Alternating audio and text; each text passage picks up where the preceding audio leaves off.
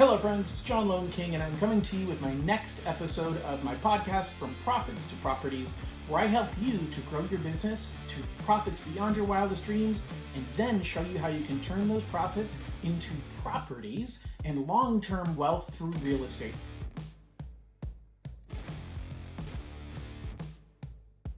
So today is going to be another AI episode. It is going to get broken up between the profit side and the real estate side, but it's all going to be about one topic and one topic only, and that is something called agent mode that was just released last week from ChatGPT. And if you have not seen this, you absolutely need to check it out, because I believe I don't just believe it, this is the direction that we're going, and you need to be learning this stuff now. You need to understand what it means and how it works in your business, and I want to talk you through it today to give you a good understanding of what it's going to mean and how you can use it.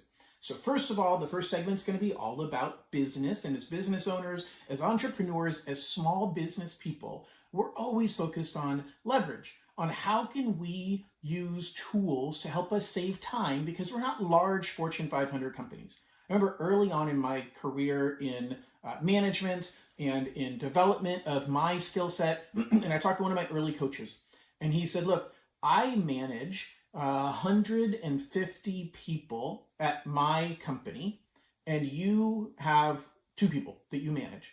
And he said, whose job is easier, you managing 2 people or me managing 150? And that was a tough one. I want you to think about it for a second. Which job is easier? The answer is his.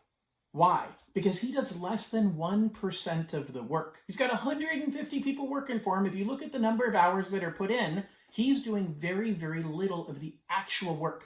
Versus in a business of 3 people, you're probably doing 50% of the work, because you got 2 other people that are going to work 40 hours a week, and you as the business owner, you're going to do whatever it takes to finish the rest of the hours and get the work done. Your job is a lot harder. There isn't somebody to do that task. There isn't a person who handles accounting. Maybe that's one of their jobs. When you have 150 people, you got 5 people that handle accounting. So it makes it a lot different how you're managing that. Now, why am I going down this rabbit hole? Because agent, and specifically agent mode in ChatGPT, is the next wave of using computers to be another person on your team, so that you're doing less and less of the actual work. Doesn't mean that you're ignoring what is supposed to be done. It doesn't mean you can delegate anything except the final responsibility for getting the job done right. And that's even more critical when it comes to delegating to machines. The way I want you to think about using AI, and we're going to get into agent mode here in just a second, but I want you to think about it like collaborating with another human. You would never hire an employee and say, here, go do it, just do your thing, and then get mad at them because they didn't do it right, and then fire them, or say, I'm never going to do it again, see, having employees is a bad idea. No, you got to iterate through it. You have to work with them to teach them how to do it and have them collaborate with you as they're learning. You got to give them really clear instructions on what you expect. You have to inspect what you expected. Then you have to give feedback saying, no, that wasn't right, let's change it. And then most importantly, if you're good at this, is you create a rule book that says this is how we should do it next time. Now that you have learned completely how to do this task, let's write out the rules on what you did, called creating SOPs, or standard operating procedures. That is even more critical in the age of AI. You need to create standard operating procedures saying, hey, you just completed this task. Can you please outline everything we learned so that the next time we do this, I can give you these instructions again, and you can do it exactly the same way next time. And AI is happy to do that, and it'll spit it out for you, as long as you ask for it. Now, what is this agent mode I keep talking about? Agent mode is huge. It's an absolute game changer, because it takes 2 pieces you may or may not have seen before, and those 2 pieces are operator and deep research, and it combines them together, and it is mind-blowing. So maybe you've seen deep research. Deep research is available on the free plan, but it's really a light version of deep research. You get a certain number of them on the $20 plan, and you get a whole bunch on the $200 plan. Very few people on the $200 plan. I'm guessing that you're not. I have been, because I'm trying to play with all these tools and see how I can use them in my business. So I've been using deep research a lot, and it allows the computer to go out and search hundreds of websites on your behalf and digest information for you and create a complete report on whatever topic it is that you want to look into. It's very, very thorough. If you use it properly, it can be extremely valuable. But here's the deal. It only goes so far. It can only look at text on websites, and it's missing a whole other component, which ChatGPT launched in a system called Operator. And Operator is really mind-blowing. It's AI controlling a web browser, not your web browser, but a web browser. So you basically have your AI ChatGPT, and it opens up on your window, and you see a website. And it literally takes over controlling the website. It is not on your computer. It's on their side. You're just viewing it. It's called a virtual machine. You're viewing it through your computer, like a window, a portal into their machine. And it can do anything online. I watched some videos early on about it going on to Facebook and searching Facebook Marketplace for people who had pianos that they were giving away for free. And then this YouTube creator, had it message those people and say, are you interested in having us pick up your piano and dispose of it for you for a $250 fee? Because here's the truth. If you have a piano and you're moving and you have it at free, it's because you were trying to sell it and you couldn't, and now you're just trying to give it away, and at a certain point, you can't give it away, and now you got to figure out how you're actually going to get rid of it because the buyer doesn't want the piano. So he had it message, it found anybody on Marketplace within the regional area that he was in, and he gave it this instructions. And then it went and it instant messaged them through Facebook, and with a preset wording that said, hey, are you interested in this? And during the 30-minute video, he actually had one person respond and say, one person responded, I think, saying, no, I'm not interested. And the other one responded saying, yeah, tell me more about it. So he built a business on the fly using a computer to do prospecting, to reach out on his behalf. Now, the problem is it can't really think very well. It uses AI for its chain of thought of what should it do next to accomplish the goal. But this agent mode is the combination of both. So agent mode essentially is going to take anything that you want to know about, and it's going to decide, should I research this through text research, meaning the internet has a whole, I'm not talking about the dark web, but there's a whole other version of the web, a whole other layer that is simply data. It's not visual. And so what deep research does is it looks at that layer of it, and it's pulling the data, it's pulling the text from all of these sources. And agent mode is the combination of both, so it can make a decision and go back and forth and say, okay, I'm going to do my research and figure out what it is you're trying to accomplish, and then I'm going to grab a web browser if I need to, and I'm actually going to be able to click around and perform actions on your behalf. It literally, and I know this is going to sound scary, but it can go as far as putting things into your cart for you, and then it will stop and have you take over in order for you to confirm that you want to make the purchase and to put in your credit card. You can technically give it your credit card. I personally think that's kind of crossing a line. Probably wouldn't be giving it my credit card, but you have the ability for it to do stuff for you, to create, I don't know, if you're planning an event, let's say you're planning an event for your top clients, and you want to create it from start to finish. You want to figure out what things need to be handled. You want to create the to-do list. You want to figure out the venue. You want to get an idea of pricing. You want to get an idea of what the caterers are going to be and come up with a list of the best caterers based upon what the reviews are of all of these caterers. You can literally talk to ChatGPT agent mode. Now, agent mode has a limited number of times you can give it instructions. So this is the most important thing. If you start playing with it and you realize, hey, this is pretty valuable, you want to listen to exactly the advice I'm giving you right now. Do not go into agent mode and just say, hey, will you start working on this for me? Because you're going to have to keep telling it to change. You're going to have to tell it, give it better instructions over time. And I think on the $20 plan, you get like 40 messages that you can send to agent mode. Literally, it can be doing one task. And if you have to talk to it 40 times, you just burned up your entire month allocation. So how do you do it? You ask AI to help you create a thorough prompt for agent mode. So you would start out by saying, hey, I am planning a birthday party for my best friend, and I want your help putting together everything about that birthday party from start to finish. And you can basically say, hey, I want you to go onto Facebook, and I want you to look up what my best friend's things are that they like to do. Now, hopefully you shouldn't have to do this if they're a best friend, but it's an example I thought of off the top of my head. And then I want you to brainstorm different ideas based upon what you know they like to do. I want you to figure out availability of all the different venues. I want you to figure out who we have in common as friends on Facebook so that we can invite our mutual friends. And you can basically have it plan the entire event from start to finish. But you actually don't use agent mode for the thinking of the game plan. You use a reasoning model. A reasoning model would be something like O3 or O4. If it starts with an O, it is a reasoning model. A reasoning model means it thinks about what you are asking it before it responds. The regular models start with a number first, like 4O versus O4, not to be confusing. But the one that starts with a number first, and it doesn't say reasoning in the description of the model. So you got to go to the model picker at the top, and if it says reasoning, it probably starts with an O, and it is one of these ones that thinks before it responds.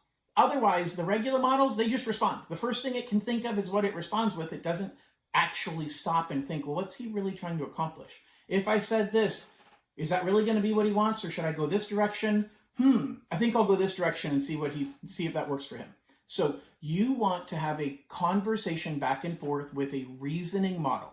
And you want to say, hey, I'm trying to do this task. So a lot of it can be research on business prospects. I have a good friend of mine who owns a computer consulting company. And he's looking at sales and who's he going to go after in sales. And I think agent mode is perfect for him to be able to figure out, hey, who is my best sales prospects? What are the ideal businesses that I serve right now? And so maybe he would give it the websites of the businesses that he currently has as clients and say, hey, I want you to, and again, you're going to talk to regular ChatGPT and a reasoning model to figure this out and say, hey, maybe I want you to evaluate help me come up with a target list of great prospects. And I want to start with my current clients who I believe I serve the best. And I want you to create a persona or profile based on what you can find out about these clients on LinkedIn, on Facebook, on their web pages. And then I want you to take that profile and go find me as many people who you think would be close to that profile that I can go after as future prospects. And I want you to get me as much contact information as you can, including their LinkedIn profile and link, their other social media links, and their website to their business. And I want you to put that in a spreadsheet that I can download when you're done. That's what the instruction looks like. That, to me, is mind-blowing to be able to build something like that, to have a person in your business that you're literally paying $20 a month for. By the way, I know a lot of people say, my God, John, how do you spend $200 a month for this? Would you not spend $200 a month for an employee who could do what I just told you to do, that would do it 24 hours a day, 7 days a week? Like, it is well worth it. Now, if you're not using it, I'm not telling you to spend $200 a month, but I'm saying, think about it. You're spending $20 a month and you get to ask this person to do 40 things in a month. As long as you only ask them one instruction, you can have them do 40 things in a month. That's more than one per day. I can do 400. So for $200 a month, I can do 400 things, over 10 a day, and that's including the weekends. So this is a game changer that I think a lot of people ultimately are going to be willing to spend more, not because you want to spend more, but because it saves you so much money and it makes it so worthwhile. Now, I'm going to switch over to give you some ideas on the real estate side of things. Normally I put the commercial in the middle here. We're going to skip the commercial. I'm just too excited today because it's all just one topic. And I'm going to give you some ideas. I talked about business ideas, and I think hopefully we get your creative juices going. I want to give you some ideas on the real estate side of things. Agent mode can really help you understand your goals and work on what is the next step to execute those goals in your business. Agent mode can help you to figure out what in your business, what in your investment portfolio, what the next step is and what your goals are and how to execute them. And so what I would do is I would start, same way I said before, I would start with using regular reasoning model and say, hey, I'm thinking about buying my first investment property. I own 5 investment properties and I want to buy 3 more. I am currently renting and I'm thinking about buying a home and I want to understand strategy. Whatever your situation is, I want to understand strategy, and then I want to apply that strategy to market research on what is the right move, where is the right location, what is out there that's available for me. And so you can actually, especially if you're talking about investment properties, you can have it put together a pro forma that says, hey, I did this last week. I have a video, as a matter of fact, that I did last week that's on my social channels, or YouTube channel, that talks about exactly this, where I had said, hey, I'm thinking of buying homes, investment properties in Kentucky. Maybe I didn't say Kentucky. I think I said Arkansas and Tennessee. And I'm looking for purchase prices under $300,000. I'm looking for it within a 30-minute commute to a major city. I am looking for you to research what you think the average cash flow is going to be for that home that is on the market. And I want you to run a monthly payment for me, assuming 20% of a down payment and assuming an interest rate of 7.5%. And assuming average taxes and insurance. I put that whole thing into agent mode. And it went through, and the first thing it said is, well, what the heck is average taxes and insurance? So let's research that. And so it used the deep research tools to kind of get a feel for what are average taxes and insurance in these two states. Cool. It figured that part out. Then it dives in and says, okay, now let's start looking for properties. And it literally, you see it going online and going to all these different websites, it tries the big ones and Realtor.com and Redfin and Zillow. And then it starts finding smaller local realtor websites online. And it's working through all of those and it's finding all these properties and it's running the calculation behind the scenes and saying, well, does that one cash flow? Nope, it doesn't cash flow. That one doesn't count. And then in the end, it came up with 10 properties for me. I think it was 10. And I wanted them ranked in order of what cash flows the highest amount of cash flow versus the lowest amount of cash flow. One of them cash flowed by $1. I think the highest one cash flowed like $200 or $180 a month. Now, there weren't that many properties because there weren't very many homes within, like when I said 30 minutes from a major city, well, it basically, there's only a few major cities within those communities or within those states. And so my instructions could have been better. But it was my first run. It was my first time using it. And it took all of these factors into account. There isn't a website that you can go to that's going to do all of this. You could say, hey, I want you to run my cash on cash return. If you don't know what cash on cash is, then ask AI what cash on cash is. The thing about this is you can get a PhD level education from AI. It knows everything about everything, but it doesn't know what you want to know. You have to tell it what you want to know, and then you have to figure out, how do I do this beyond just what I've done so far? How do I do this beyond just using it as a replacement for Google? How do I do this beyond just using it to ask for relationship advice? How do I use AI to actually help me build wealth, both through my personal business and growing my business and through real estate investments? And what partners should I be working with that thoroughly understand this? Because that's the deal. It's no different than 25 years ago when the internet came out and realtors were freaking out saying, oh my gosh, I can't let my buyers go online and find homes because then they're not going to need me. You can go online and find homes and you still need a real estate agent for lots of reasons. Now there's a lot of people worried, oh my gosh, nobody's going to need me anymore because they can go use AI. No, because you have to understand what you're even reading and you have to know what questions to ask. You don't know what you don't know. And so I have a bunch of tools in my garage. I can't go fix my car. Like, I have all the tools to fix my car if I wanted to. I have no idea what I'm doing. I can watch a YouTube video, but I wouldn't know what to do. I could ask AI and I still wouldn't do it. So the truth is, don't be afraid of AI. Embrace AI. Embrace it in your personal life, which a lot of us are already doing, but embrace it professionally. Embrace it in ways that can help you to grow beyond who you are and achieve things beyond what you ever expected to achieve. Now, on that note, gang, I'm going to let you go. Really appreciate you listening to this month's podcast. Want to remind you that I'm here to help serve you. If you need any help with anything at all, please reach out. Please share. Please subscribe if you haven't subscribed already. Please continue to watch and continue to give me feedback. I really appreciate it. Hope everybody has a wonderful week, and we'll talk to you soon. Bye-bye.